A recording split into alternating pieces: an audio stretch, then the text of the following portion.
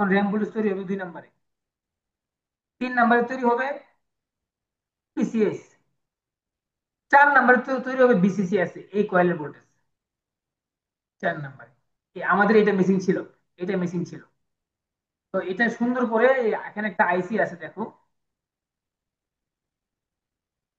দেখো এই যে আইসিটা দেখছো, একদম ক্লিয়ার দেখতে পাচ্ছো? এই আইসিটা,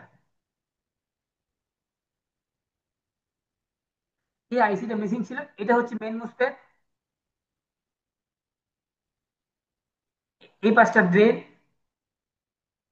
এই 3টা হচ্ছে সোর্স, এটা হচ্ছে গেট। হুম।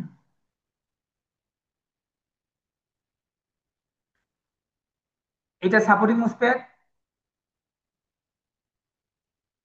এই ড্রেন, এই 5টা ড্রেন, এই 3টা হচ্ছে সোর্স, এটা হচ্ছে গেট। তো আমার এখানে 12 ভোল্ট ছিল না? 12 ভোল্ট ছিল। জি এখন স্যার। জি 12 স্যার। ভোল্ট যদি থাকে আমার ড্রেনে, তাহলে এটা সোর্সে আউট করবে। আউট করবে কখন? যখন এই আইসি তারে কি করবে, গেট করবে। কিন্তু আমাদের গেট মিসিং ছিল। তো গেট মিসিং ছিল, তো আইসি, আইসি তো লাগবে ভোল্ট, আইসির 12 ভোল্ট, আইসি 5 নাম্বার পিনে।